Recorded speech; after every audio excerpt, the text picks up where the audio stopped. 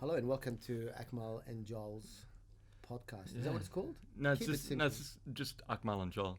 Well, just Akmal. Just Yeah. Ak. A would be the first in the Only the fans will find first in it. the listing. Yeah, no, that's Then right. then we'd have all these Triple people A. who are into like anarchy that would be listening to us. Well, I'm into anarchy. Okay. I'm into anything. Yeah. Yeah. Are you into anarchy? No, I'm into husbandry. Ah, okay. What? What? What do you mean? That meant nothing. No, well, it sounded like anarchy. It's like it's the same reference as if. There's Anki, the god, the Mesopotamian god, who people, conspiracy theorists, think that started the world. They were aliens. Anki, the alien god. Anki the alien. That sounds like yeah. a sitcom. Well, yeah, it is now. Yeah. It will be. It's Anki the alien. It's like Alf. Yeah, Yeah. Anki. What's Anki up to this week?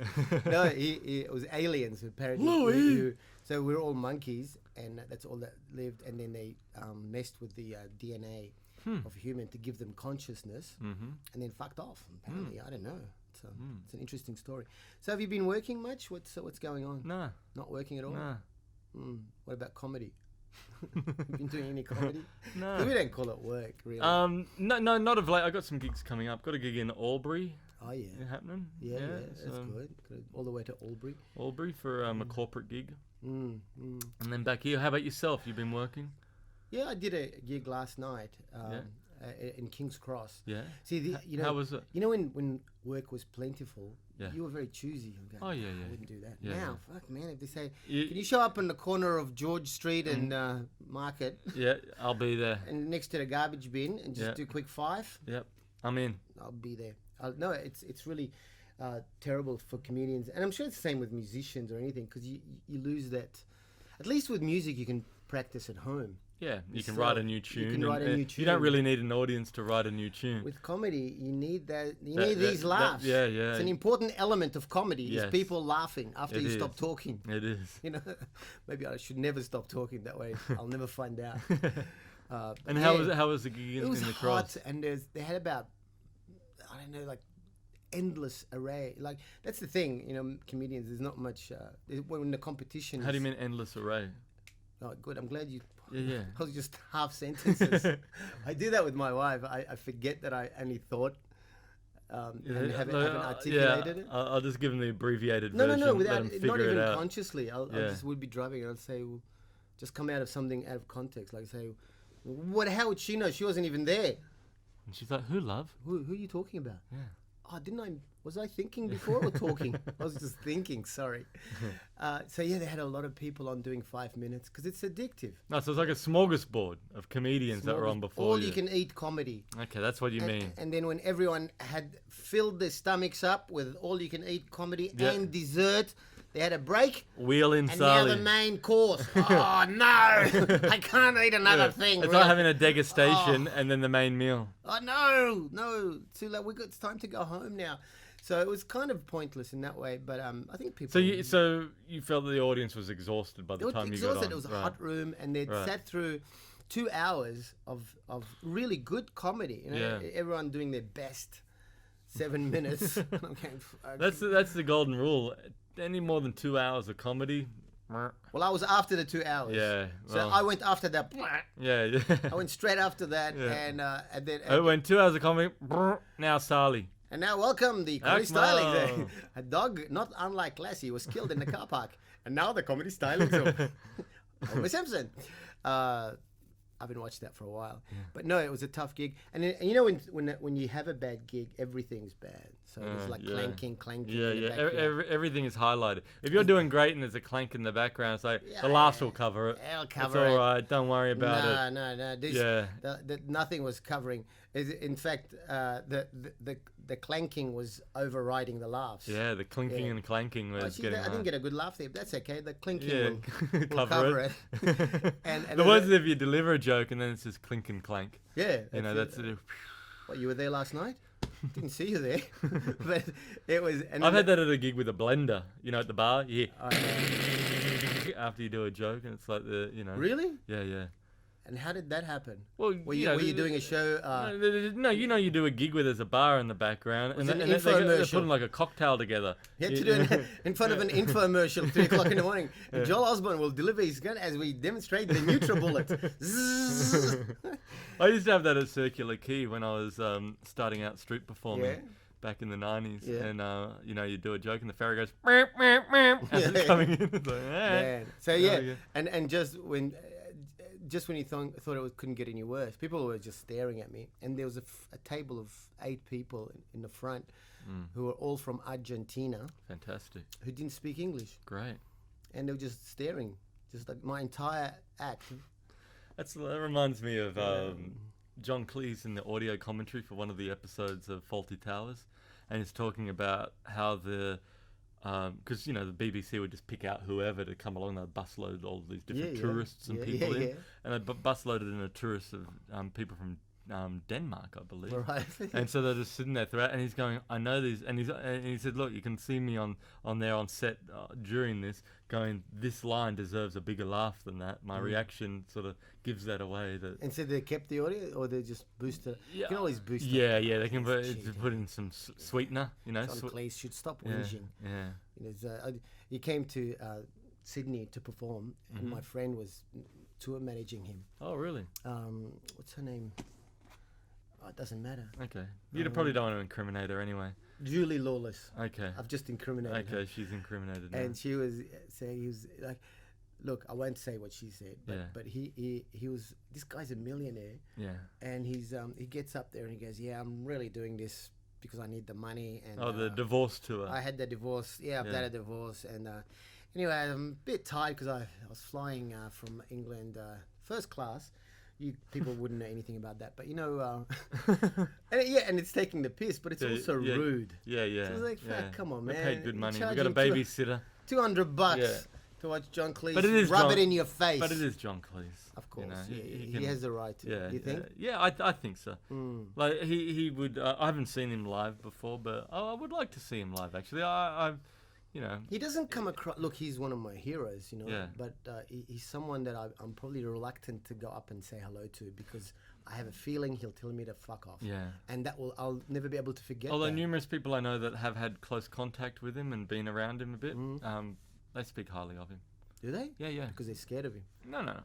Look, that's and it. people I know that have had lunch with him and hung out. They've spoken well of him. Yeah. So, but he is very blunt. I think in certain things. Had lunch with him. So you're taking care of this? Yeah. But John, no, hey, I'm divorced. Come on. Haven't you seen my act? But for someone like an Eric Idle or Michael Palin or Terry Gilliam. Yeah, there are people you think, I could spend time with them. And, And then other people say, yes, you're a genius, but you come across as a bit of an asshole, and I don't want to be upset by it. So you're thinking that Basil Fawlty, he didn't have to try too hard? No, it's an extension of really him. Basil! Yeah, so I can't wait till we're back again doing live we do. gigs. Yeah. How's your Christmas looking? Because corporate gigs come along at Christmas time. And it's no Christmas gifts for Saleh this year. Santa's no Christmas gifts from Saleh or for Saleh? For Saleh. Santa's got COVID. He's been quarantining. Oh well, next year once this vaccine is distributed, are you going to go do the Melbourne Festival next year? Yes, are you booked for? Well, if it's not happening, it's going to be hard for me to. What about Adelaide? I'd still break in to the theatre and do a show. Yeah. What about Adelaide? Yeah, I'm booked to do both. You are? You booked to do Adelaide in the Garden again? Yeah. That was very good last year. Or this year. But to think that was like the last run of gigs that we really had. That was it. That was the last. It's crazy, like how everything was go in Adelaide, like performing every night. Yeah. And then suddenly shut down. You have to stay home and talk to the missus. Yeah. Man, it's almost like a real marriage now. I'm there every day. Yeah. Well, for Erica and I, that's how it worked out. It was great that it worked out that way. That we, had this lockdown together. She was meant to go back to America, and then 2 days before going back, flight cancelled. No. See, that's good. Most married men see that as a negative, but you see it as a positive. Yeah, that's good. That's because it's a young marriage. Oh yeah. You're like, you just give it time. Give it time. You go, "Fuck, is she still here?" no. I'm exaggerating, but it's yeah. You know, you gotta, because without comedy, I'm pretty much a homeless person. You know, what do you do, Saleh? I just take up space. I hang out, and I do comedy on the corner of George Street and and Bathurst. That's right. I'm on on the road again, literally. Yeah. So we hopefully will pick up. So you know, last week we were talking about very heavily. I think the majority of the podcast we spoke about religion and. I know this podcast started off with the intention of making people laugh. Yes. And then with every week, we get darker and weirder and more self-opinionated, mostly me, and it just got weirder and weirder. Anyway, but I thought it was some interesting things. I can't remember. That were you know, we're talking a lot about religion and what have you, and your thoughts on different religions and I've damaged my brain because of what's that? That's a. I do this a lot. Vapor. No, I just do this with my mouth. Yeah. And it's very addictive. Yeah. And it's making my thumb sore. Yeah. There was I was thinking last week, and I'm going to bring it up now. What are your thoughts on Hillsong and how the big minister there, I forget his name. Doesn't matter what his name is. Anyway, he was like the young, cool... Beelzebub. The cool minister who actually got Justin Bieber involved. Involved in what? In Hillsong, in the religion. Okay. And he's now been banished from the church. He's left the church. And for what? It's originally, I think it was like because he introduced Justin Bieber. It was like for moral conflicts with the church. Moral conflicts. And as it turns out, he was just having an affair with a girl on the side. Look, you know, you're allowed to have affairs on the side, but then don't be superior to me and preach to me how I should behave. Because he had a wife. Don't make millions of dollars from being so righteous. Yes. And then be hypocritical. Right.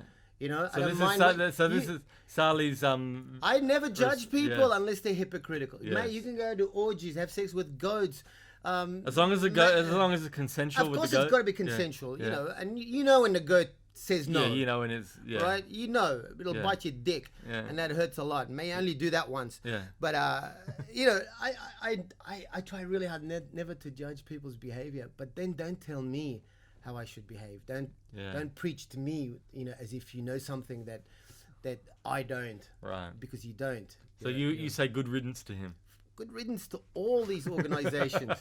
Hillsong, man. You know the Prime Minister, our Prime Minister is an evangelist.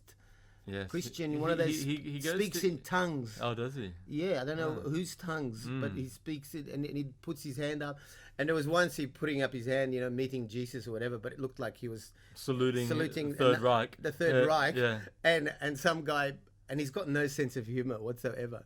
They put a swastika, photoshopped a swastika, and he's like this. And he got very upset, which is great. It's really great fun. No, all right, well, I'm glad we clarified that. That's all I wanted to know. No, Hillsong. I mean, really. I like to get your thoughts on. Well, if you are a part of Hillsong, then you know, you're stupid. Yeah. No, you're not stupid. You're an idiot. No, not an idiot. You're naive. No, you're not naive. You're just needy and desperate and gullible and. I like how you say something and then you say no, not that. It's like.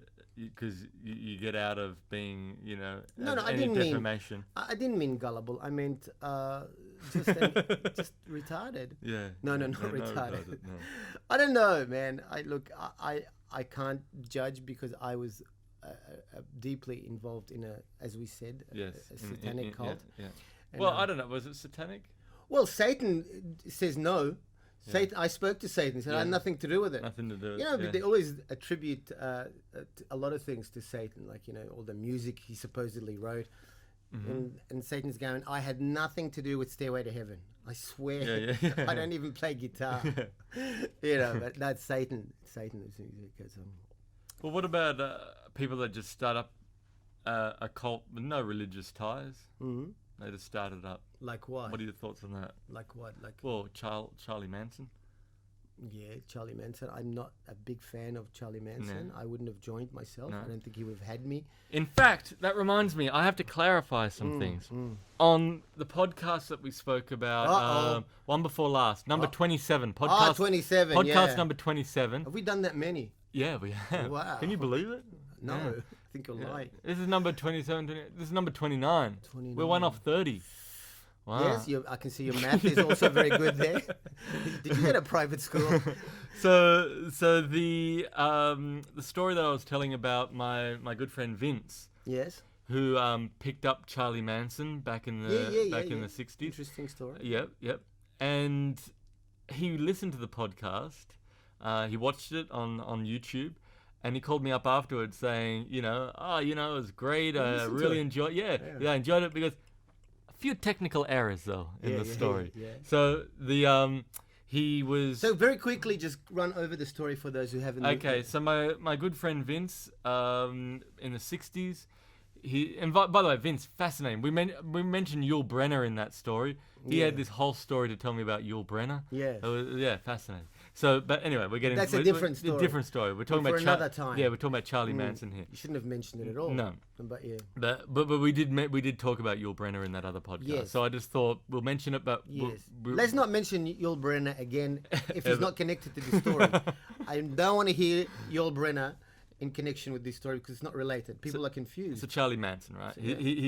I'll give an abbreviated version of the story. He's driving up Pacific Coast Highway to San Francisco. Yeah. Now, if you don't know Charlie Manson, very quickly, he's the guy who went nuts and killed. Well, he never. No, he never didn't killed. But he had followers Yeah. that he told to go and kill. And then The Sharon Tate murders, Roman Polanski's then wife, Yes. and numerous other people. he was insane. He was Yes. insane, and people were questioning if he was actually insane or just a bad person. And I think anyone who has a swastika on his forehead, Yeah, who has carved a swastika tattoo into their forehead. he did it himself. Yes. It's fucking nuts. Yeah. There's no question about it. That's very it. questionable. You've forfeited the right to even be questioned about your sanity. yeah. You're fucking insane. Yes. Yes. So, thank you. So he's driving up to San Francisco, stops off in Big Sur on the way, and he someone says, "Can you give?" He had a van that he was driving up, Yes. and with his friend, and they end up giving Charlie Manson at the time a lift And up. not Yul Brynner. Not Yul Brynner. Nothing- Charles nothing to Manson. do with his story. Charles Yeah, Manson. yes. Up to just out of San Francisco. And it was not Berkeley. I said Berkeley. It was not Berkeley. Yeah, no, But he's. it was not Berkeley. Yeah, It could have been any other. He's playing guitar in the back, and Vince is getting the shits with it. And they stopped off for breakfast on the way up, and Charlie didn't have any money on him, so Vince bought him breakfast. And then they continued the drive up, dropped him off, and that was that. So years later, he's and then I said in Malibu years later, in California, I said that Vince was playing volleyball. It was Charlie Manson playing volleyball. Oh. And he calls out to Vince, and goes up, and he's going, Vince, and Vince, oh, what the fuck?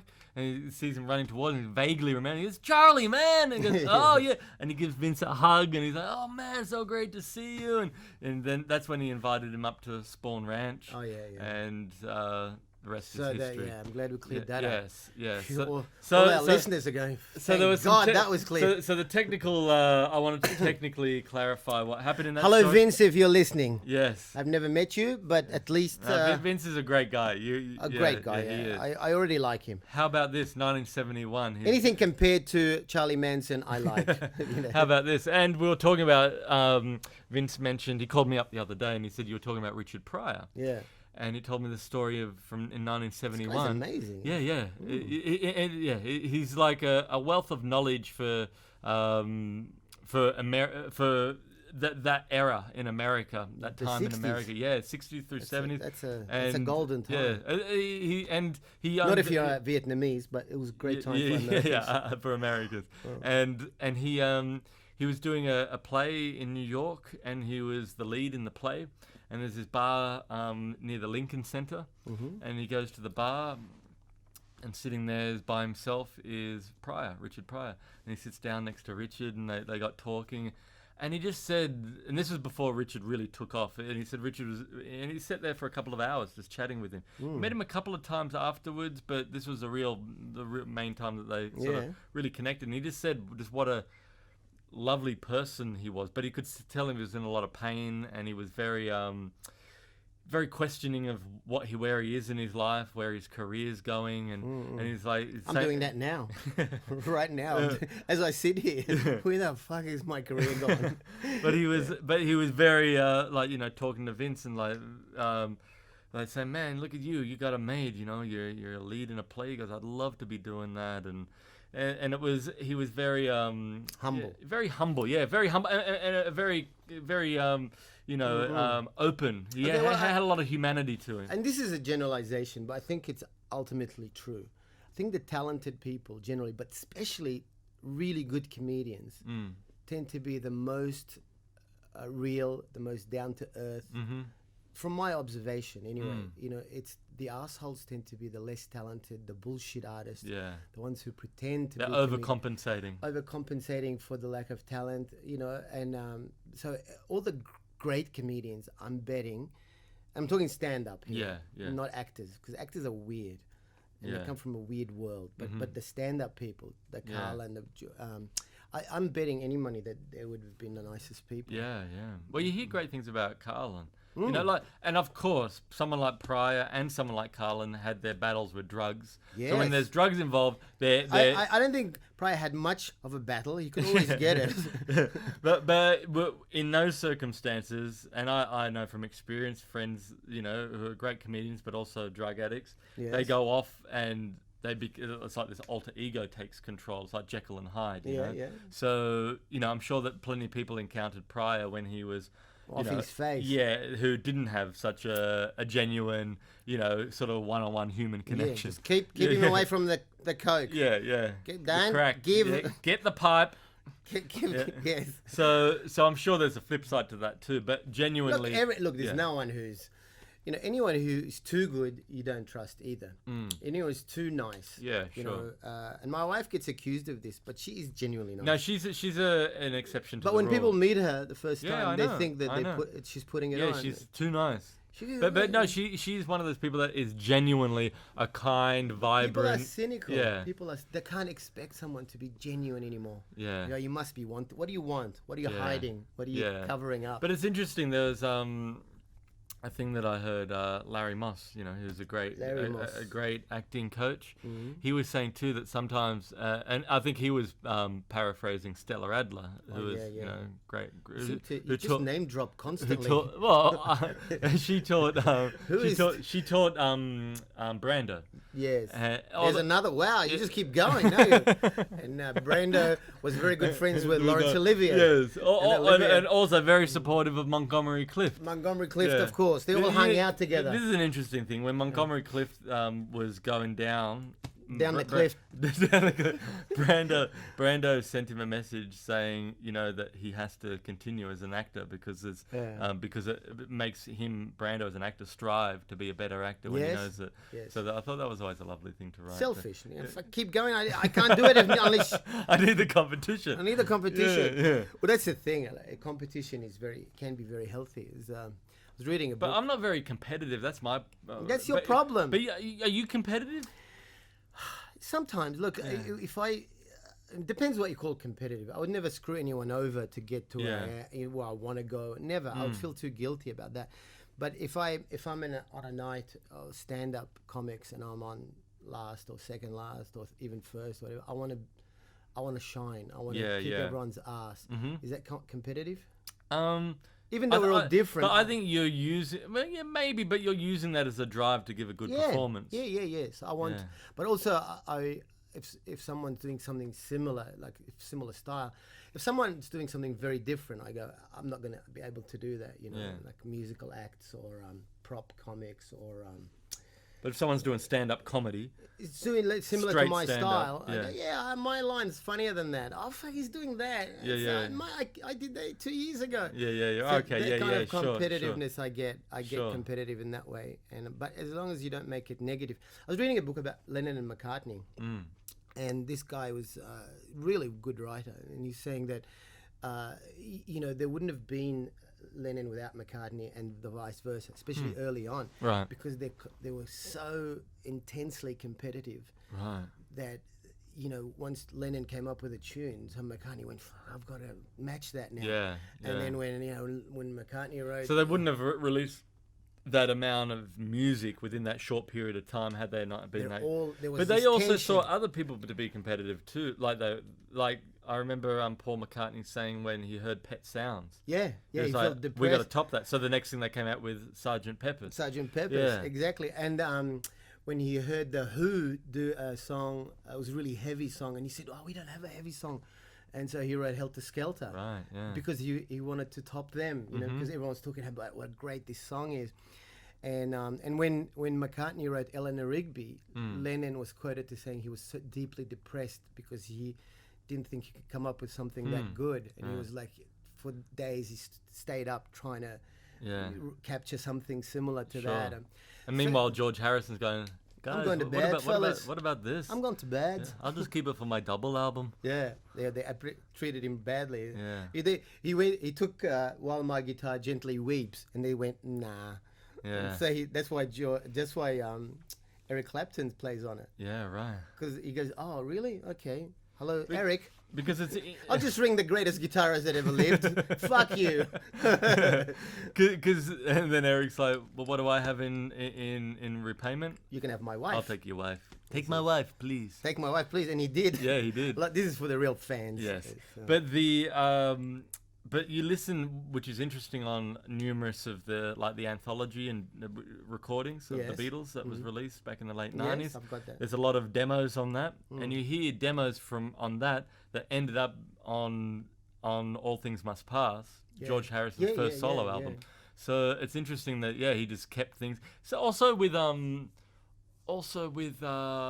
Lennon, Jealous Guy, was originally a song called Child of Nature. Yeah. Yeah, he kept. So also Lennon kept things for competition. It's like they want their songs to be out there, and he didn't have the ego that the other two did. But he was he seemed like a really nice guy. He's someone I would have loved to have chatted with. George. Yeah. Out of all of Likewise. them, Likewise. I think he would have been the most Likewise. open and most A very good sense of humor as great. well. They all had a good sense Yeah. of humor, but there's a friend of ours who, I don't know if you remember this, she used to work at the Comedy Store. Yes, and she lived on Hamilton Island. Yeah, now George had a mansion on Hamilton Island well before it was a tourist thing. Yeah. And I went to the house. did you? Yeah. Would you break in? No. I hope you got his Tell the story and then I'll. Stratocaster. Yeah. And a friend of ours was working there, and it was raining, and she was walking, just trying to keep out of the rain, and he pulled over in this buggy. Yeah, and the golf said, buggy. "Do Yeah. you want a ride?" Yeah. I don't know. Is that Liverpudlian? Yeah. That's Do you close want a enough. ride? Do you want to ride? Do you want a ride? Yeah. We're just four guys in a bond. So she gets in and she looks at him. She's younger than us. Yeah. She looks at him. She goes, "Are you with the Rolling Stones?" And he said, "No, I used to be with the Beatles." Yeah. And she went, "Oh, okay." She didn't really appreciate who she was with. Yeah. And he was really cool, and he dropped her off and said, "Okay, take care." Yeah. And then someone went, "Oh, I saw George Harrison pick you up." Yeah. She went, "Who?" What a waste! What a waste! The Who? No, he was in the Beatles. No, he went there. He was another thing. Yeah. What? Who's on first? That's Yeah, what I've yeah. been trying to tell you. Yeah. I've But always he- wanted to be a musician. Yeah. Well, you've got a Always. guitar now. You've been Oh, yeah, practicing that's a good during start. COVID. That's a good You've start. been practicing during COVID, which is Yeah, good. I bought How are the songs coming along? I'm not very. I took it up very old. Did I tell you this when I was living in Tasmania, and this band? This, Yeah, the fish that John West yeah, rejects. yeah. The guy says, because I was just mucking around, and these guys were really good. you Yeah. know. And he says to me, "Oh, you should take it up." And I said, "Well, when did you start?" He said, "Oh, I was about 6. My parents forced me to." And I said, "Man, I'm 23. There's no way I'm going to pick it up now." I would have been playing for fucking 30-something years. Yeah. I would have been a maestro. You would have. But I talked myself out of it. What's his name? Jose Falenko? Yeah, Falenko guy. Yeah. Me and the Falenkos. Yeah. Falenko sisters. No, but you know what I mean? You can talk yourself out of shit. Yeah, of course. And I go, man, if we only do that all the time. Yeah, I thought I don't have the confidence to... It's easy to talk yourself out and of I watch shit. him play and I go, I'm never going to be that good. Well, no one's that good to start with. No. You know? It's like when people do comedy and go, I'm shit at this. Yeah, of course. Yeah. Well, you did one 5-minute spot. And you think you're shit at this. Yeah. Why Everyone's... why is this any different than... But it's like anyone. Try walking. Fuck, I'm shit at this. I can't do it. Forget it. Yeah. What? You're making fun of Steady Eddie? is that what you're doing? No, when you're a kid. When you're a kid. Yeah, it's like you know. Look, you know, to master no one really masters an instrument, but when you're a baby, when you're a baby, you know, it's like you can't walk. You can't walk. You can't do anything. You can't even talk. What are you gonna? I'm not gonna bother talking. It's too hard. But that evolves naturally. No, but it takes effort though. It's difficult. Does it? Yeah. It's difficult to walk. It's difficult to talk. But we do it. But we get to a certain point where we're like, all right, you're telling me I'm done. Yeah. Well, till you get to your 80s, and then it's difficult to walk. Yeah, it's difficult to talk. Yeah, difficult to sleep. Back into the nappies. Shit yourself. Yeah. Yeah. But you're saying, but with the guitar, it's like anything really. There's no mystery. Really, to majority of things, some people do have some genetic enhancements with certain things. But you still have to. But to get good at something, it's like anything. It takes time. It takes work. This girl last night at that gig I was telling you about. Yeah. She was saying it was an open mic, and she said, "Oh, I've done it a few times. I don't really think I'm much good at it." And I said, "But you play ukulele," and she's really good at it. And I said, "How long have you been playing that?" And she said, "About 10 years." And he said, "You've been playing 10 years. How were you when you first started?" She said, "Oh, it took me ages to learn it." I thought, "Well, this is no different. Why do you think this is any different? Why do you think?" Say? She just said, "Oh yeah, you know, maybe." I hope I kind of light went on in her head. No, because people underestimate what we do. Because if it's done well, it looks easy. That's why people heckle, because they think it's a conversation. Yeah. They don't realize it's taken 20 years to get to that point. Yeah, they underappreciate it. It's sure. the most underappreciated thing. Of course, it's frustrating. Of course. Yeah, it takes time to get, to make it look easy. Yeah. It takes a long time. Yeah. No different to, Well, there you go. The guitar, playing the bassoon. The guitar, though.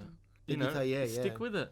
Like me, I've been practicing more on the piano of late. Yes, you're very good. And it's difficult. It's hard. You've got nice long fingers. Yeah, but I got like German sausage fingers. Yeah, that's the same as Elton John and Billy Joel. Oh, fantastic. Billy Joel always says he got sausage fingers. But he doesn't play guitar. Yeah, he plays piano. He does play the guitar too. Does he? Yeah. Very badly. No, it's not bad. He's never played the guitar. Yeah, he does. On stage? Yes, I've seen him live. He plays the guitar. There's photo evidence of Billy Joel playing the guitar. Wow, just like Bigfoot. Yeah. Playing the guitar. No, it's it's a lot of dedication. It just takes time and effort, but you got to have a desire to want to do it too. That's right. If the desire's not there, so what do you bother? The desire sometimes is connected to confidence. Like I always had the desire to be a musician. I would have loved likewise. So much cooler than comedy. But then you realize, because same, like I never felt I had the confidence to play piano well. When I was a kid, I sat down and I played for a little bit, but it got too overwhelming. And I wish that I had stuck with it. And I always told myself it's going to be one of the biggest regrets of my life if I become an old man. But this is a point I want to make. This is a very important thing you've just said. Go on. And this is a sort of an insight that I've acquired recently. It doesn't really matter what level you get at. As long as you're improving, ultimately it's with yourself. It doesn't. Of course. You don't have to be Eric Clapton. If you pick up the guitar at 45, and you improve every year, it's the same. It's the journey is within in proportion to the level of joy you get or the level of satisfaction you get. It's exactly the same. And can you play Satisfaction on the guitar? No, I can't even tune it yet. What are these strings for? No, but you don't need to tune it. You just do it off the phone. I know. But I'm trying to be funny. But my question is, Saleh, do you enjoy the journey that you're taking? That's right. It doesn't matter. I'm never going to regret saying, I wish I'd picked it up at 23 because I would have been so much better now. That's all negative. The fact that I'm picking it up now and enjoying it, and it doesn't matter what level I get. Great. As long as I'm improving. Fantastic. There's a level I'll never reach for the rest of my life. I'm not going to be Eric Clapton or Stevie Ray Vaughan. Yeah. I'm going to be Akmal Saleh. Yeah. And people saying, stop that racket. Stop rackets. What is that? It's Brahms. Kill that cat. Remember that in Yeah, turn that racket off. Goes, Racket? It's Brahms. Brahms' third racket. I love that. No, but I'll give you an example, right? That was John Cleese, by the way, in Faulty Towers. Yeah. Sorry if you didn't know that. We want to give footnotes to these references. Yeah, because they're young kids listening. What the fuck are they talking about? Go on. Just following that, idea that it doesn't really matter. It's all in proportion to what you're experiencing at the time. That's what matters. You know. Who's my brain is shutting. I'm getting tired. I have something. I wasn't going to talk about this on the podcast because it's an idea that I have for a show. That's good. Talking, mate, the 200 people aren't. But I want to talk to you about it.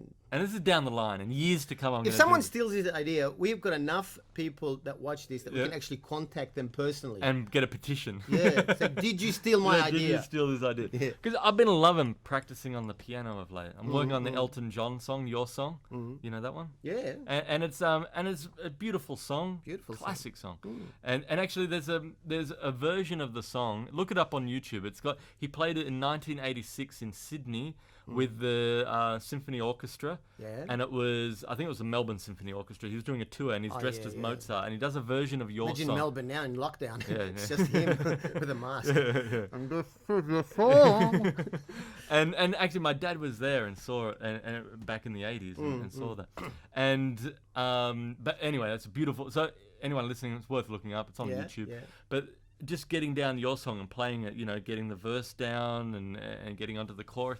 And it's just a great process of going through learning, and it's kind of meditative as well. And I've been working on some Billy Joel songs on the piano, and I have this idea because we've spoken in the past about, you've seen my one-man show and about how Billy Joel's a sort of common thread, sort of loose thread, and how Jonathan hated. That's why you hang out with me, because I kind of look like him now, not when he was good looking, going out with Christy Brinkley. And that was the first concert I ever saw. Billy Joel was back in Sydney.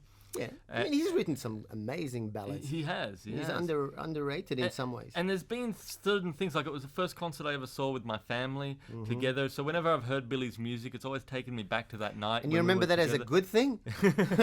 I've met your family. and then years later, when I was, I don't know if I've told you this story, when I was 11 years old. And he was out here on tour. At the Opera House. And he was actually staying across from the Opera House, and I went there and I met Billy Joel as a kid and got his autograph, and I've seen him like countless times. I don't know how. And then I saw him with Elton John performing, and then years later, jump cut to many years later, I'd been through some relationships in my life that didn't work out the way I'd hoped. Man, I've lived through most of those. What disasters! You've been privy. Oh. And I remember after my my previous relationship, I was done. I was single for a good while. I remember walking with my friend Vince to Madison Square Garden. We were going to see Billy Joel perform. Yes. And I was talking to him, saying, I think I'm done with relationships unless I meet someone who actually, I'd written a list. I've never done this before. I wrote a list. At the end of that year, at the end of 2017. Of all your exes? Of all the attributes that I'm... Revenge list. Of all the attributes that I'm looking for in someone's... And unless they meet those... So you're doing it... It's more of an interview than more an employment opportunity. Well, it's just like... I don't want to waste any more time in a relationship. Because life's ticking away, and unless you meet... so-called the one. What's the point? And I was talking with Vince about that as we were walking up to Madison Square Garden, and I said, unless it's the one, I've got to, accept that I might be an old bachelor and grow old and become a bachelor and be all right with that, And I think that's the point that I've come to. And Vince said, well, look at the opposite. You could end up with someone that you don't want to be with. You have a kid with them, and you're tied to that person the rest of your life. So there are scenarios that are, it's choices. Yeah. And so we see Billy Joel's concert. And then straight after that, I'm in Las Vegas. And I did a gig there called the Goddamn Comedy Jam, where you get up, you do 10 minutes of material. Against God? No, you talk about a song that means What's something. with that God thing? Where is he? You talk about a song that means something to you, and then you perform the song with a full backing band. Wow. So and so they brought out a piano. I sat down and I played Billy Joel's Piano Man. Wow. But it gave me an insight in that concert of what it's like to, like, people were up on their feet cheering, singing along. Yes. They had their lighters out. It was like, wow, this is a taste of what it feels like to be, you know.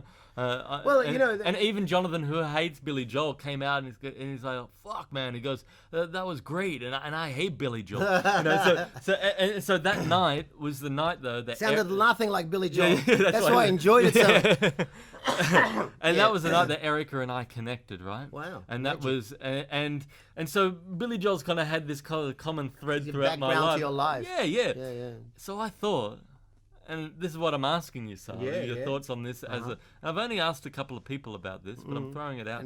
And now, I'll just turn off the camera. Yeah. Click. And now I'm thinking, this is down the line, right? This isn't. I'm not doing this show now, but down the line. Down the line. Yeah. I do a show. It's about my life and the music of Billy Joel. Yes. And so it's me at a piano. Yes, at every step. Every step in his career reflected. And different stuff throughout my life, and and I play portions of his song throughout the story of my life. Yeah. And it's just called Billy and Joel. Billy and Joel. Nice. Yeah. Joel and Billy. Billy and Joel is good. Yeah. I like it. Yeah, because it's funny you should say that, because I've been thinking about a show where I use your stand-up and how that reflected in parts of my life. Like when you did the tennis racket, I met my wife. And when you were doing... No, just making fun. No, but look, just getting back on that point that it's all relative. Yeah. There's no but what are your thoughts on the show, though, of doing that? Like, because I spoke to Arj about it, and he said, hey, man, if you want to do a tribute show, go ahead. Well, that's a bit negative, because it depends how you do it. Yeah, you could. I'm not trying to do a tribute show. But I should say, he said this is a unique sounding concept, because I haven't heard something like this before. But his whole thing was, I'm not a fan of Billy Joel's. He goes, I'll come and watch the show because you're doing it, but who's going to come along to see it? And I said, well, maybe someone who likes my stand up, and maybe someone who likes Billy Joel. You know. Yeah. No. It's Arj is always brutally honest. I said to him, there was a gig going, it was paying like cash, and it was like basically telling a story about how you got scammed. I'm telling Arj, what do you reckon? Because they asked for Arj. They wanted someone of his profile, and he's listening. Before I finished, he went, pass. Pass. Well, that's one good thing. At least you know, all right, with Arj, you always know where you stand. It took me a while to get to know Arj, but I actually like him. He's great. It's you have to work at getting to know him. Yes. But once you do, it's well worth the effort. But going back to this, regretting not taking something up sooner, or not regretting not getting to that level or whatever, it's all negative and destructive, because ultimately... That internal monologue. Yeah, that internal monologue. I was talking to Bob Franklin, who we've very funny comedian. Very funny and a fantastic human being. Yes.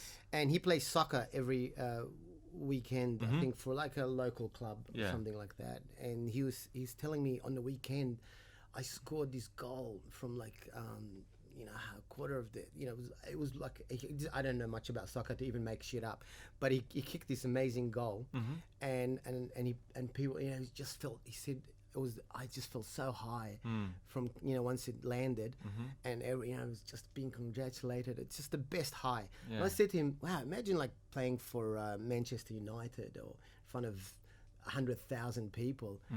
And his answer, I'll never forget. Can you imagine what he said? Well, I would think that meant more to him than... No, he said it's exactly the same. Because the person who kicks a goal in front of 100,000 people for Manchester United, he's been doing that for years. Yeah, that's what I'm saying. I'm saying that goal that he got meant more to him than it would necessarily getting it in a big... At the very least, it's just as satisfying. Sure, it's all relative. It's all relative, and it doesn't matter. Don't let people talk you out of things, or say, oh, you should have done it then instead of now. No. There is no then. It's never too late. Never too late unless you're dead. That's what I keep on telling myself as I get older. Yeah, because at your funeral, say, it's too late now. He Joel worked, always said it's never too late. Never say never. Well, he worked so hard at the guitar, but he's not going to get much better now. no. Because he's dead. Yeah. That's Well, the I ultimate. was watching a documentary last night on Hank Williams. Yeah.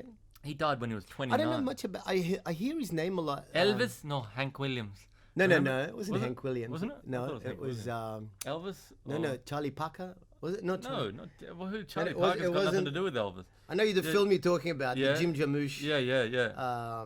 Mystery Train. Mystery Train. If you haven't seen that film, it's really hard to find, but it's Yeah. a trip, and it's before, the Tarantino film, Pulp Fiction, Right. and he does the same thing. Yeah, Just he fucks flips around the with narrative. time. But essentially, that wasn't Tarantino. Yeah. Or him. That's a novel does that. Well, know? the first time I saw Pulp Fiction, I'd never Oh, okay. seen Yeah, anything yeah, like sure. that, so I thought, wow. What was I talking about? Charlie Parker. No. It wasn't. I thought it was Elvis and Hank Williams. Not Hank Williams. No. Who was it then? Betcha. How much? Well, We'll check it and, okay. and we'll meet next. Okay, I've got podcast. Mystery Train on DVD, so There you go. I'll have a look. No, it wasn't Hank Williams. Okay. No. Well, $100. I'm not betting. $50. I don't bet. $10. I don't bet. $1,500. I don't bet. I bet you do bet. And so on Hank Williams, and he had achieved so much in his life by the age of 29, and he died at 29. And Well- Hank influenced everyone. The Beatles, What about Elvis. Hendrix? Yeah. Hendrix, 27. Yeah, the 27 The Club. 27 Club. Yeah. Jim Morrison. Kurt Cobain. Yes. You know what? Janis Joplin. You know the idea of nirvana? The band. No. Oh. The Kurt Cobain. philosophy, Yeah. Buddhism. Yeah. You know what it means to achieve nirvana? To enlightenment. No. Go on. To live for eternity with Kurt Cobain. I just made that up.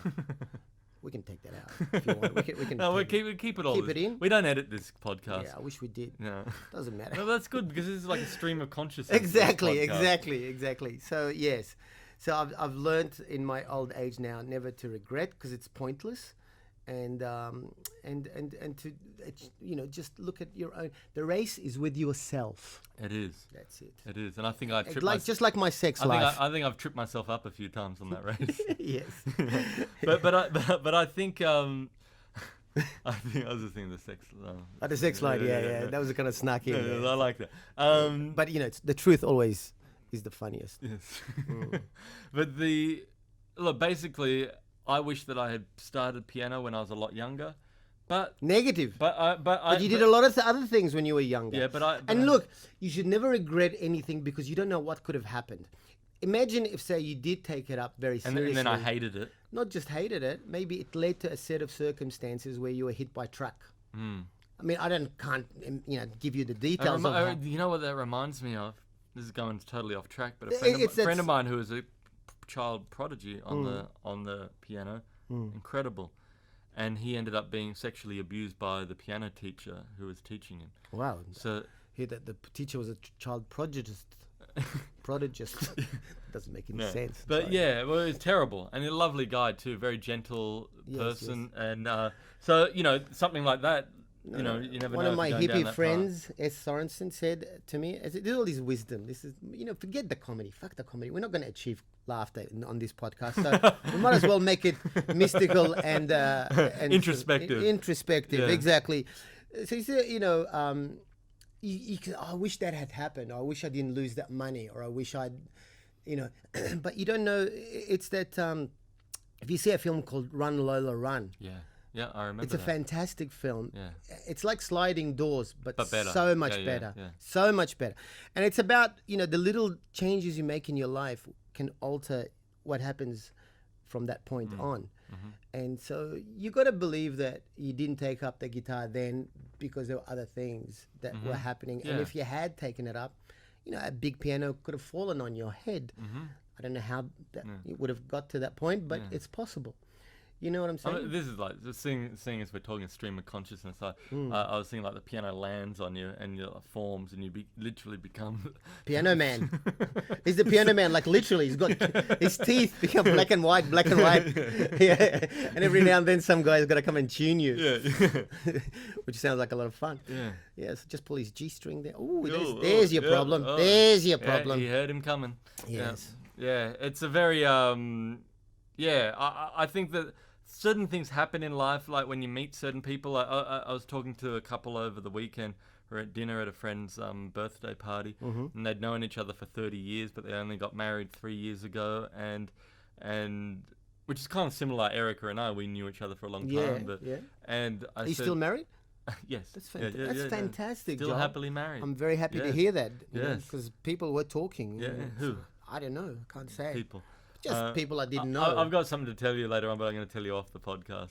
No, tell me on no, the it's podcast. not about Erica. It's about something else. I'll go and tell No, you. no, I'm not. You might as well share No, it. because if I know you're teasing. If you heard this, it would be Embarrassing to me? No. Embarrassing to you? No. Yes. No. Fucking say it then. No, I can't. Come on, say it. I'm not going to. Say it, and then if it's really bad, but- we can take it off. No, it involves someone, and I'm not. Well, you don't have to mention their name. Nah. Keep it a pseudonym. You give him a Alright. different name. Call him Carl Barron. Okay. No, Carl was at the wedding. So Oh, I'm not Carl was going at to the say wedding. it's Carl. Call him Pinocchio. Pinocchio. Yes. Well, okay, so it's someone with a Yeah, small dick. there was Pinocchio was at the wedding. Yeah. And since then, I've had a falling out with Pinocchio. Uh-oh. And then Pinocchio asked for his wedding gift back. Oh no. Yeah. It was. Yeah. No, don't. Okay, was that? Saleh, I'm not answering. Well, that's it. I gave you the. What was the gift? Not saying. Was it worth keeping or giving? Yeah, fuck, I didn't even want this shit The gift anyway. was actually worth a lot of money. Was it? Yeah. Fucking keep it. Yeah. Fuck him. No, it's already done. You gave it back? Yeah. Gotta find out who that is. So that's all. Give me his No, initials. that's all I'm giving of the. That's all I'm giving of the. That's very yeah. that lacks class. Yeah. To say, And, give me back it was my very gift. disappointing. I got to say, Saleh, it was Very disappointing. disappointing. Yeah. You know, for my 21st, my uncle Murad gave me a comb set, like a comb and brush. It comes in handy I know, now. but I had hair at 21. Yeah. Because this is for you, happy birthday. Yeah. I open it up, it's a comb and a brush and like a thing that cuts your nails. And you were just praying, please ask for it back. Yeah, please. Look, we had a falling out after that. Yeah. I shaved his head for him. No. So that's a terrible thing.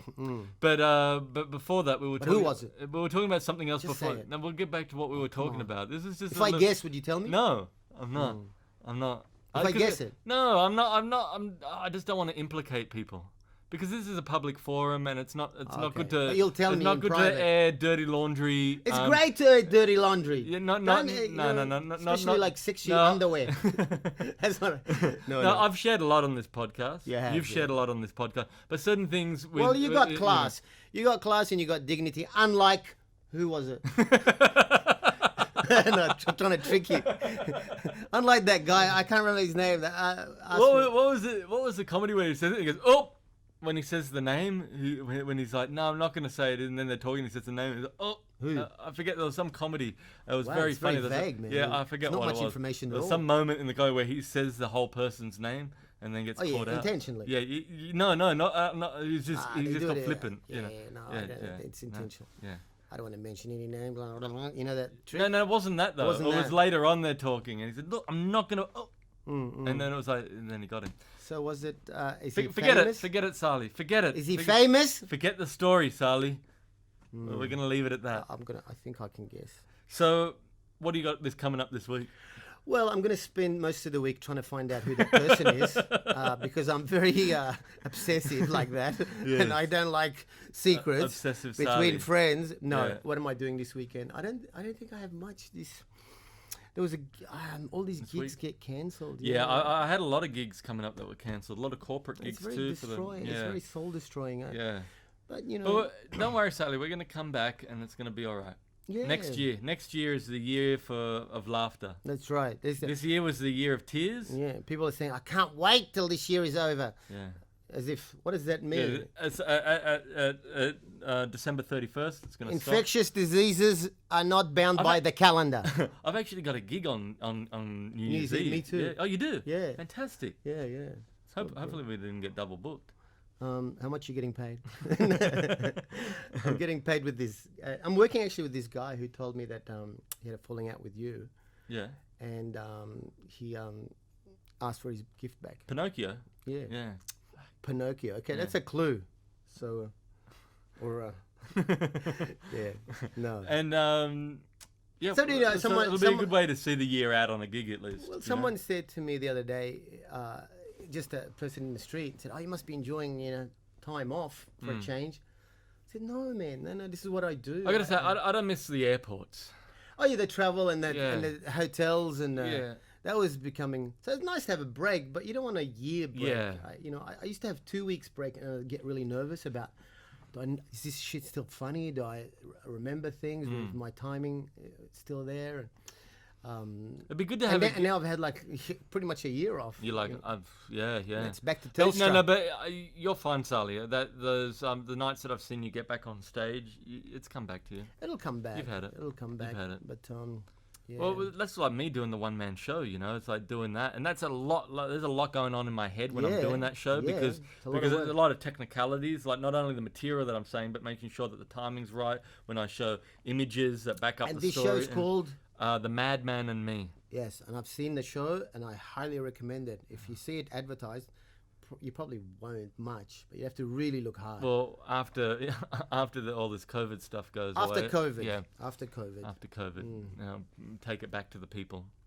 Before COVID, after COVID. But yeah, even with something like that, it's very very technical in my mind. Yes. So, but I want to get that show to the point where because I haven't done it a heap, compared That's to right. like. Well, it's been sporadic. Yes. So to get it where it's just like all cylinders firing, and I'm That's looking right. forward to that. Yes. And that's what it's like with stand up when you got a few more shows under your belt, getting the rhythm back again. Yes. The secret to happiness is to have something to look forward to and be useful to others. great. That's it. That's Well, all. I'm looking forward to our next podcast, Yes. and I hopefully this podcast in some way has been youthful and useful. Nothing's youthful about me anymore. It's all useful. But no, it's been great to chat. Well, until next time, Saleh. Until next time. Likewise. Until next we meet. Yes.